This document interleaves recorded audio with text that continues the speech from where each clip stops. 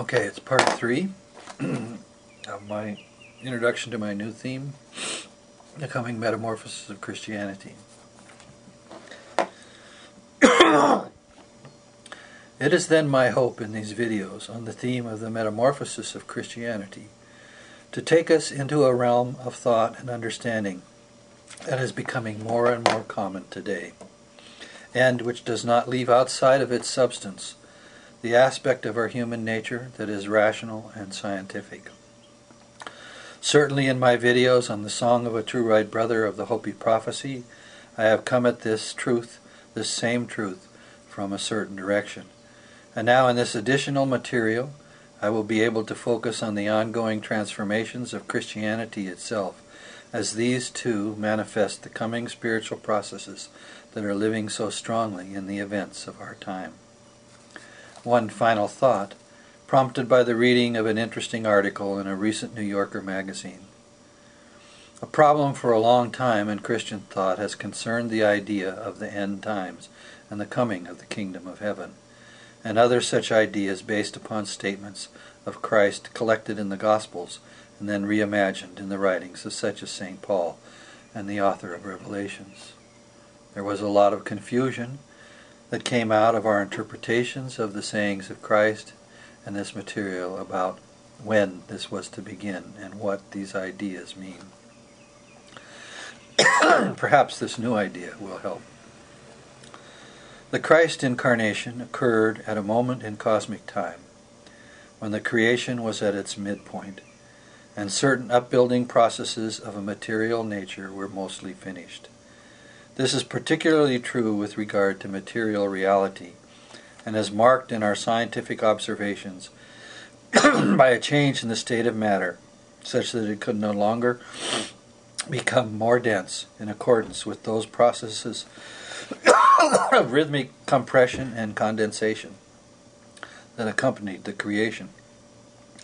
We noticed this change in scientific language when we discovered the property of matter that we name radiation.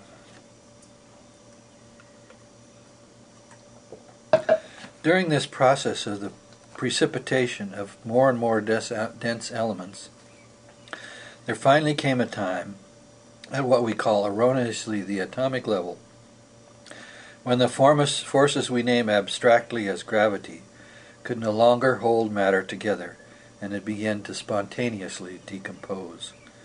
This is the secret hidden in the periodic table of elements, which reveals the order of the creation of the elements, starting with the smaller and more universal first, until such time as it becomes impossible to maintain this tendency to increased material density, given the other forces or will of beings at play in the creation.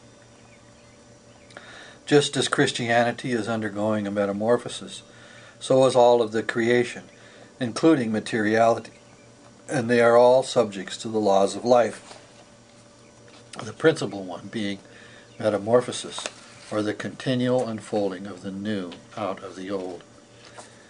This beginning of the end of material earth existence corresponded with a change in the nature of humanity's spiritual life, where we started to leave our spiritual childhood behind and begin the long, hard road toward spiritual adulthood, and where, at a certain stage in the future, we will eventually leave behind even material existence itself.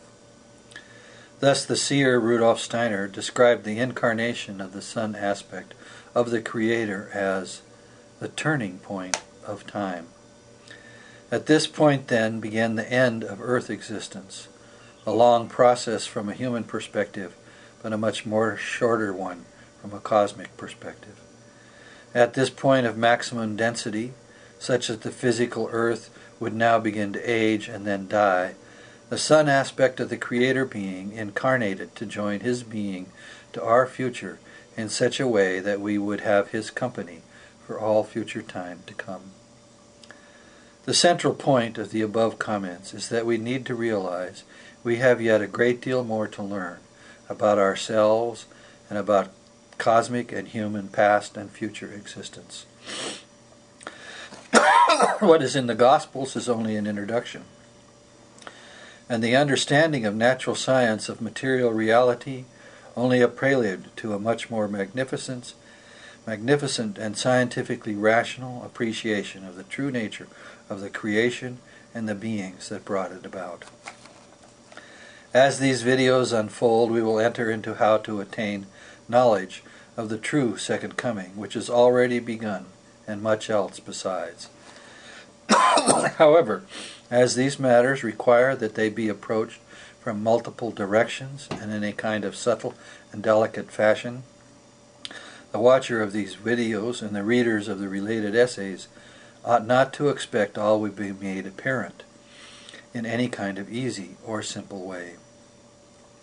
Whenever new knowledge, or in this case new revelation, comes toward us, our ability to understand it and eventually work practically with it in our lives, this ability is entirely dependent on the attitude and thoroughness of a disciplined inner life that we bring to what is offered. The apt cliché is, no pain, no gain. Without a corresponding effort on the part of those who receive these words, little of the truth will become known. Or, to return to how Christ put it at the end of the Sermon on the Mount, without practice, we build the house of our soul and spiritual life upon sand.